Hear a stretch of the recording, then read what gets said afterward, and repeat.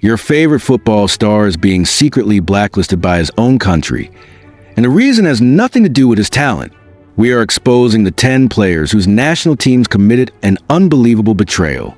Stay until the final reveal to discover the one snub that is so illogical, it will completely rewrite everything you know about international football. Mauro Icardi was never supposed to be remembered for betrayal, yet his name lingers in football as much for scandal as for goals. He was a striker whose finishing instincts felt preordained, like a man born with a net etched into his DNA. At Inter Milan, he was the executioner who punished every mistake, turning scraps into headlines and half chances into masterpieces of ruthlessness. And yet, when Argentina gathered their greatest to represent the nation, the doors never opened for him. His downfall was not a question of talent, for his record speaks in hundreds of goals. His downfall was trust, reputation, and a narrative that no one in the dressing room wanted to challenge. The day he stepped across the invisible line of personal loyalty, taking Wanda Nara, the wife of teammate Maxi Lopez, he ceased to be just a striker. He became a pariah in his own national setup. Argentina could forgive lapses of form, forgive dips in discipline, forgive mistakes on the pitch, but they would not forgive a man who shattered the bonds of brotherhood. So when Lionel Messi, Sergio Aguero, Gonzalo Higuain, Lautaro Martinez, and now Julian Alvarez wore the Albiceleste, Icardi remained a ghost. Every goal he scored in Europe was another reminder that Argentina had one of the most prolific forwards in world football and refused to call him their own. If Icardi's exile was self-inflicted, Alexander Lacazette's was death by neglect, a forward of immense consistency. He broke through at Lyon not with flash, but with substance. He scored in the clutch, carried seasons, and built a reputation as one of France's most dependable finishers. His reward was silence. For years, he waited in the shadow of Karim Benzema, who was himself exiled, and Olivier Giroud, who became the faithful servant to Didier Deschamps. In those moments of vacancy, when France desperately needed new blood, Lacazette was ignored. He was capped 16 times, but almost always from the bench, given fragments of matches that no striker can truly use to prove his worth. From 2013 until 2017, he carried himself with hope until hope turned into futility. At Arsenal, he adapted his game, becoming more than a finisher, crafting chances, leading with maturity. But still, when the national anthem played, his voice was missing. To dominate youth teams, to light up League One, to battle in the Premier League, only to be told you are surplus of requirements. It was more than neglect. It was disrespect dressed as selection policy. France lifted trophies, but one of their sharpest blades remained sheathed. Jamie Vardy's story was different. He was not the wonder kid, not the academy darling. He was the outsider who rose from factory shifts in non-league pitches, dragging himself into the Premier League with raw speed and an iron will. At Leicester City, he did not just score goals, he scored history. The miracle of 2016 was his crown, and he was not just a witness, but an executioner of giants. England called him, yes, but they never unleashed him. 26 appearances, most of them brief cameos, and only 6 times did he start and finish the full 90 minutes. Yet he still scored 7 times, proving that when given space, he was a predator few defenses could stop. But England preferred others: Harry Kane, Daniel Sturridge, Marcus Rashford. Vardy was never the trusted weapon.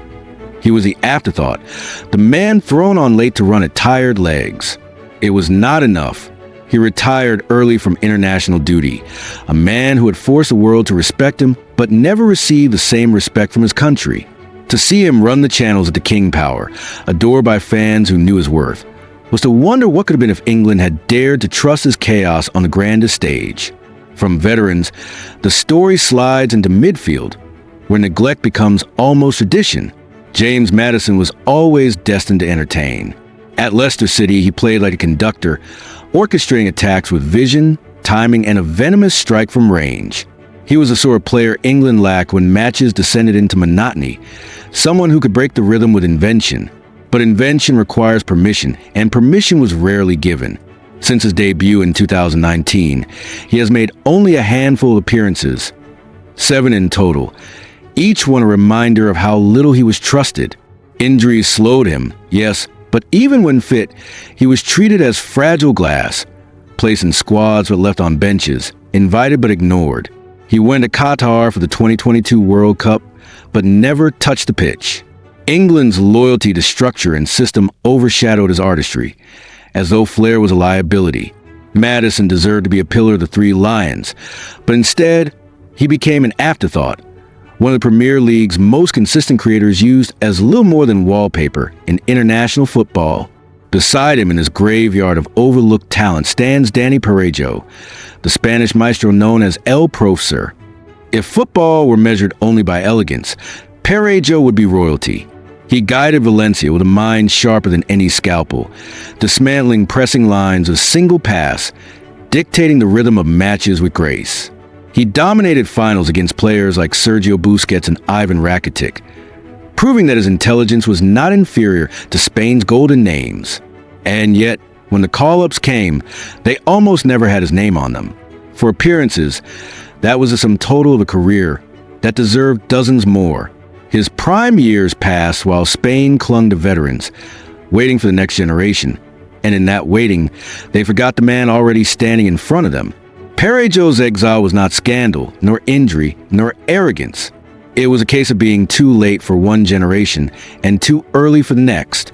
He retired with trophies, respect, and admiration at club level, but his absence on the international stage was a wound that never quite healed. Curtis Jones carries a different kind of disrespect.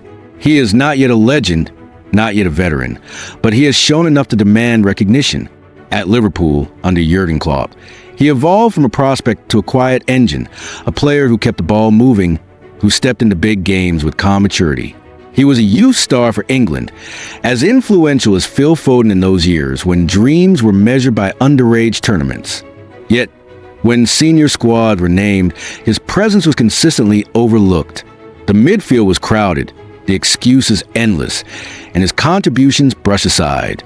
Jones is still young, still building, but the message has been clear. For all his reliability and growth, he is not seen as essential. For a boy who grew up in Liverpool's academy dreaming of England caps, the silence of his national team is a rejection that stings deeper than any club defeat. Defenders, too, carry their scars. Fikayo Tomori was raised in England, trained at Chelsea, sculpted into a center-back with pace, awareness, and strength. His path could have been with Canada or Nigeria, but he chose the Three Lions. 5 caps later, he is trapped. Cap-tied to a nation that barely calls his name, he has become a symbol of wasted potential in international selection. He has been compared to Rio Ferdinand, hailed as the future, yet remains on the sidelines while England gambles with others. Tomori's case is cruel, for once he chose England, he could never go back. The door to Canada and Nigeria closed forever, and all he has now is hope. Hope that one manager will finally see him for what he is. A defender who could anchor a backline for years. Until then, his international career remains a waiting room with no doors. Trent Alexander-Arnold has not been ignored. Not exactly. But his treatment has been a theater of mistrust. At Liverpool, he is a weapon, redefining the role of right back with passing range that belongs to midfield generals. His deliveries bend matches. His creativity rewrites tactics. For England, he has been a pawn, shifted, doubted, benched. Over 30 caps, 2 World Cups, but never the unshakable faith that his club gives him. Under Gareth Southgate and now Thomas Tuchel, his place has been insecure. Reece James preferred when fit. Tino Livramento experimented with. Midfield roles offered and then withdrawn. Alexander-Arnold is always in the room, but rarely in the plan. For a man whose vision could transform international football, the suspicion that he is a luxury rather than a necessity is an insult that lingers every time England steps onto the pitch without him. And then there are the forwards who should be the future, but remain overlooked. Jean-Philippe Mateta fought his way into recognition at Crystal Palace, sharing the stage with Ebereki Ease and giving the club historic moments, even delivering them their first major trophy with an FA Cup triumph over Manchester City. He's shown in the 2024 Paris Olympics, scoring 5 goals and leading France to a silver medal. Those exploits should have cemented his place in the national setup. Yet, when squads are announced, his name is absent. Ahead of him stand Randall Kolo Muani, Marcus Thuram, and immovable Kylian Mbappe. Mateta waits. performing miracles in club colors. But miracles do not seem to penetrate the walls of Clairefontaine. Hugo Ekitike, younger still, shares that fate. His move to Liverpool was supposed to be his arrival. The moment his promise crystallized. He has been capped twice, but only as a ghost on the field. Cameo appearances that felt more like politeness than belief. Injuries opened doors for him briefly. But injuries close as quickly as they open, and the hierarchy of strikers in France leaves little room for his growth. He is watched, yes, but not trusted, and the danger is that he will spend his brightest years waiting for permission instead of seizing a legacy. He has time, unlike some others on this list, but time is cruel when a player's confidence is tethered to whether his nation values him. France has overlooked many, but to overlook Ekitike as he begins to bloom could be the greatest mistake of all. So many stories, each different, each echoing the same truth. In football, respect is as precious as silverware and sometimes harder to win. Mauro Icardi lost it to betrayal. Alexander Lacazette and Jamie Vardy were denied it to neglect. James Maddison and Danny Parejo starred of it despite their artistry. Curtis Jones left waiting for it even as he proves his worth. Fikayo Tomori and Trent Alexander-Arnold trapped in mistrust. Jean-Philippe Mateta and Hugo Ekitike fighting for recognition that may never come. To play for your country is the greatest honor, but these men show that honor is not always distributed fairly. National shirts do not always go to the deserving, but to the favored, the trusted, the untouchable. Pride can be found in club triumphs, in fans who chant your name, in medals that weigh heavy on your chest. Yet the absence of your nation's colors leaves a hollow silence that no domestic glory can fill. These 10 players stand as reminders that football is not only about ability, it is about perception, politics, and timing. And sometimes, the cruelest truth is that the most talented are not the most respected. So tell me, which of these players do you believe deserve the respect of their national team? Which story struck you the hardest? Who else should have been included in this list? Drop your thoughts in the comments and let's debate it.